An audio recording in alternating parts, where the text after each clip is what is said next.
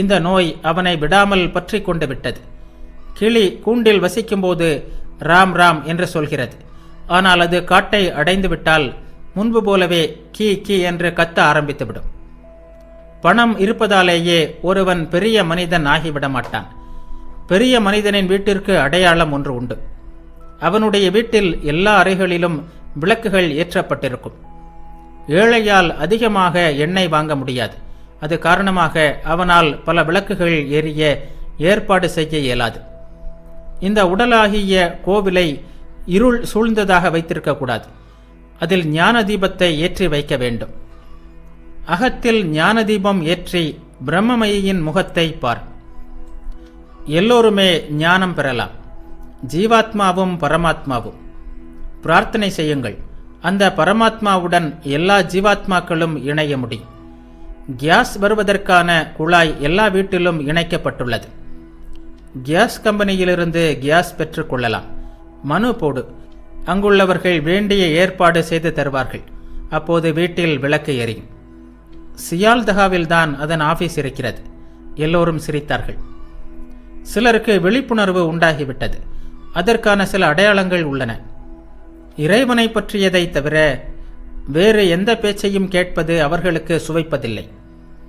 7 கடல்களும் கங்கை யமுனை நதிகளும் நீர் நிரம்பி இருந்தாலும் சாதக பறவை மழை நீரை மட்டுமே விரும்புகிறது.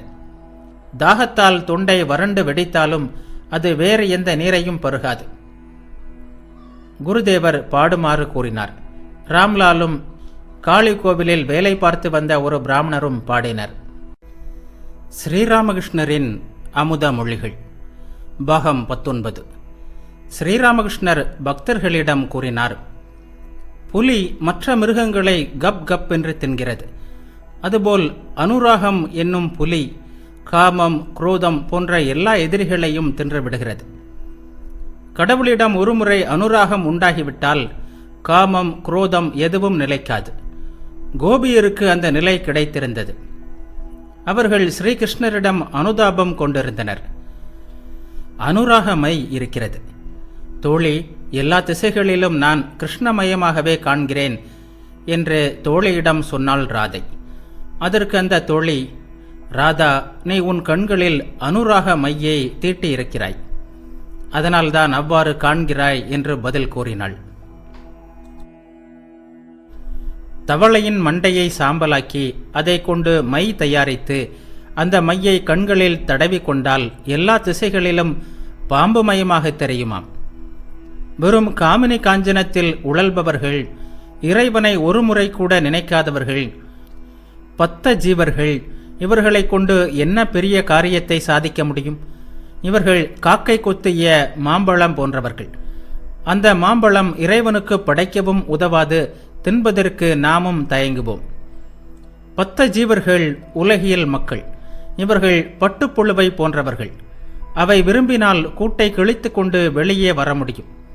ஆனால் தாங்களே கட்டிய கூடு ஆயிற்றே, விட்டுவிட்டு வெளியே வர இயல்வதில்லை. முடிவு, அவை அங்கேயே சாகின்றன. முக்த ஜீவர்கள் காமினி காஞ்சனத்தின் பிடியில் இல்லை. அபூர்வமாக ஒரு சில பட்டுப்புழுக்கள் எவ்வளவோ முயற்சி செய்து கூட்டை கிழித்து வெளியே வருவது உண்டு. ஆனால் அவை ஏதோ 1-2 மட்டுமே. மாயை மோகத்தில் ஆழ்த்துகிறது. ஏதோ ஓரிருவருக்கு ஞானம் கிடைக்கிறது. அவர்கள் மாயையின் இந்திரஜாலங்களுக்கு உட்படுவதில்லை. காமினி காஞ்சனத்திற்கு வசப்படுவதில்லை. பிரசவ அறையின் பொடிகள் வைத்துள்ள பானையின் துண்டை காலில் கட்டியிருப்பவர்களை ஜால வித்தைக்காரனின் டியாம் டியாம் சத்தங்கள் மயக்க முடியாது. அவள் செய்யும் ஜாலங்கள் எல்லாம் அவர்களுக்கு நன்றாக தெரியும். சாதனை சித்தர்கள், கிருபா சித்தர்கள் என்று 2 வகையினர் உண்டு. சிலர் மிகவும் பாடுபட்டு வயலுக்கு நீர் கொண்டு வருகிறார்கள். அப்படி செய்தால்தான் பயிர் விளையும். வேறு சிலருக்கு பாடுபட்டு நீரை பாய்ச்ச வேண்டிய அவசியம் இருப்பதில்லை. அவர்களுடைய வயல்களில் மழை நீர் தேங்கி நிற்கும். பாடுபட்டு நீரை கொண்டு வர வேண்டிய நிலைமை அவர்களுக்கு இல்லை. மாயையின் பிடியிலிருந்து தப்ப வேண்டுமானால் பாடுபட்டு சாதனைகள் செய்ய வேண்டும்.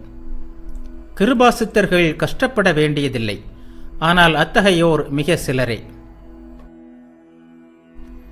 இன்னும் நித்திய சித்தர்கள் என்ற மற்றொரு வகையினரும் இருக்கிறார்கள். இவர்கள் ஒவ்வொரு பிறவியிலும் பிறக்கும்போதே ஆன்மீக விழிப்பு பெற்றவர்களாக விளங்குகிறார்கள். ஊற்றின் வாய் அடைக்கப்பட்டுள்ளது. மேஸ்திரி என்னென்னவோ செய்து கொண்டிருப்பதற்கு இடையில் ஊற்றின் வாயையும் திறந்து விடுகிறான். உடனே ஊற்று நீர் களகளவென்று வெளியே பாய்கிறது. நித்திய சித்தரின் முதல் அனுராகத்தை காணும்போது மக்கள் திகைத்து விடுகின்றனர். இவ்வளவு பக்தியும் வைராக்கியமும் பிரேமையும் எங்கிருந்தன என்று பேசுகின்றனர். கோபியரின் அனுராகத்தை பற்றி பேசினார் குருதேவர். மீண்டும் பாடல் தொடங்கியது. ராம்லால் பாடினார். ஸ்ரீராமகிருஷ்ணர் பக்தர்களிடம் கூறினார், ஆஹா, என்ன அருமையான பாட்டு! எனக்கெல்லா செல்வமும் நீ! என்ன அற்புதமான கருத்து! அக்ரூரர் வந்த பிறகு கோபியர் ராதையிடம், ராதா, உன்னுடைய எல்லா செல்வங்களையும் அபகரித்து செல்ல இதோ இவர் வந்திருக்கிறார் என்று தெரிவித்தார்கள். அதுதான் அன்பு. பகவானுக்காக அவர்களது உள்ளம் எப்படியெல்லாம் துடித்தது! பாடல் தொடர்ந்தது. ஓடிவரும் தேரில் உருள்கின்ற சக்கரத்தை நாடினீர் சென்று நடுவில் தடுக்காதீர். சக்கரங்களாலா அந்த தங்கரதம் செல்கிறது? சக்கரங்கள் யாவைக்கும் சக்கரமே மாலனன்றோ? அவனுடைய சக்கரத்தால் அண்டம் சுழல்கிறது. எவரும் அவன் தேரை எதிர்மறைத்து நிற்காதீர். கண்ணனுடன் ஆடி நின்ற காதல் விளையாட்டு முன்னமே இங்கு முடிவாகி போயிற்றே. சாரதியை வீண் குற்றம் சாட்டினீர் பேசாதீர். சாரதியோ எந்த தவறும் செய்யவில்லை. தேரனிதில் உள்ள திருமால் சொல்லாமல் பாரிதனில் யாரொன்றும் பண்ண இயலாதே. பாட்டை கேட்டவாறே குருதேவர் சமாதியில் மூழ்கினார். பக்தர்கள் கண்ணிமைக்காமல் அவரை பார்த்தபடி இருந்தனர். அவரிடம் எந்த அசைவும் இல்லை. சமாதியிலேயே ஆழ்ந்திருந்தார். புகைப்படத்தில் காண்பது போல் கைகளை கோர்த்தவாறு அமர்ந்திருந்தார். அவரது கண்களின் ஓரத்திலிருந்து ஆனந்த கண்ணீர் பெருகியபடி இருந்தது. நீண்ட நேரத்திற்கு பிறகு அவரது மனம் சாதாரண நிலைக்கு திரும்பியது. தமக்கு தாமே ஏதோ பேசிக் கொண்டிருந்தார். எந்த பரம்பொருளை தரிசித்துக் கொண்டிருந்தாரோ அவருடன் பேசுகிறாரா என்ன? ஓரிரு வார்த்தைகள் மட்டும் பக்தர்களின் காதில் விழுந்தன. நீயே நான், நானே நீ. நீ சாப்பிடு, நீயும் நானும் சாப்பிடுவோம். ஷபாஸ். ஆனால் பெரும் குழப்பம். பிறகு அவர் தொடர்ந்து, இது என்ன, எனக்கு மஞ்சள் காமலை பிடித்து விட்டதா? எங்கு பார்த்தாலும் உன்னையே காண்கிறேன். கிருஷ்ணா, எளியோரின் புகலிடமே என் தலைவா கோவிந்தா என்று கூறினார். என் தலைவா கோவிந்தா என்று சொல்லியவாறே மீண்டும் சமாதியில் ஆழ்ந்தார் குருதேவர். அறையில் பேரமைதி. எவ்வளவுதான் பார்த்தாலும் தனியாத ஆவலுடன் பக்தர்கள் அந்த எல்லையற்ற மகாபாவனை மயமான குருதேவரை பார்த்து கொண்டிருந்தனர். சமாதியில் ஆழ்ந்திருந்த குருதேவர் சிறிய கட்டிலில் அமர்ந்திருந்தார். சுற்றிலும் பக்தர்கள் உட்கார்ந்திருந்தார்கள். அதர்சேன் தமது நண்பர்கள் சிலருடன் வந்திருந்தார்.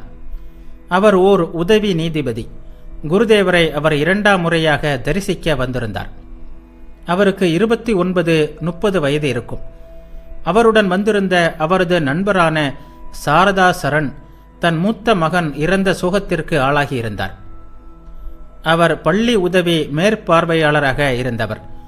ஓய்வூதியம் பெற்று வந்த அவர் முன்பு சாதனைகளிலும் ஈடுபட்டிருந்தார். மகனை இழந்த பிறகு எந்த விதத்திலும் அவருக்கு மன ஆறுதல் ஏற்படவில்லை. ஆகவே அதர்சேன் அவருக்கு குருதேவரை பற்றி தெரிவித்து அவரிடம் அழைத்து வந்திருந்தார். அதர்சேனுக்கும் அவரை தரிசிக்கும் ஆவல் பல நாட்களாக இருந்தது. குருதேவரின் சமாதி கலைந்தது. அவர் கண்களை திறந்து சுற்றுமுற்றும் பார்த்தார். அறை முழுவதும் நிறைந்திருந்த பக்தர்கள் தம்மையே பார்த்து கொண்டிருப்பதை கண்டார்.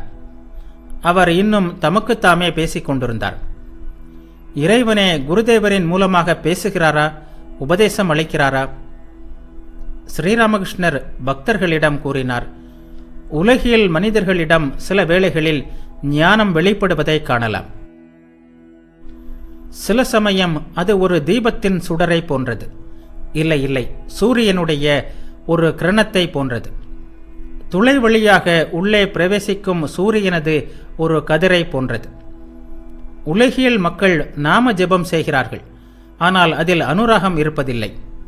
குழந்தைகள் கடவுள் மீது சத்தியம் செய்வது போன்றது இது. அத்தைகள் சண்டையிடும்போது சுவாமி சத்தியமாக சொல்கிறேன் என்றெல்லாம் சொல்வார்கள். அவர்களிடமிருந்து கற்றுக்கொண்டது. உலகியல் மக்களிடம் உறுதி கிடையாது.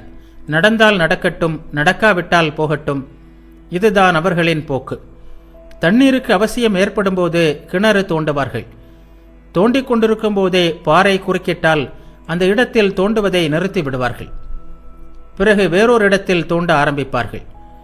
அந்த இடம் மணற்பாங்கான இடமாக இருக்கும்.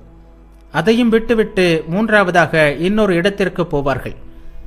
எங்கே ஆரம்பித்தார்களோ அங்கேயே தொடர்ந்து தோண்டினால்தானே தண்ணீர் கிடைக்கும்.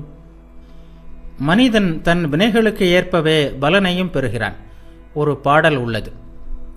ஆருடைய தவறுமே இல்லையம்மா, இதில் ஆச்சரியம், நான் வெட்டிய கிணற்றில் நானே வீழ்ந்து மூழ்குகிறேன். நான் எனது என்பது அஞ்ஞானம். ஆராய்ந்து அறிய முற்பட்டால் எதை நான் நான் என்று சொல்கிறாயோ அது ஆன்மா தவிர வேறொன்றுமில்லை என்பதை காண்பாய். நீ உடம்பா, மாமிசமா, வேறு ஏதாவதா என்று ஆராய்ச்சி செய்து பார். நீ இவை எதுவும் அல்ல என்பதை காண்பாய். உனக்கு எந்த தலையும் கிடையாது. நான் இதையும் செய்வதில்லை. என்னிடம் குற்றமும் இல்லை, குணமும் இல்லை. எனக்கு பாவமும் இல்லை, புண்ணியமும் இல்லை என்பதை அப்போது உணர்ந்து கொள்வாய்.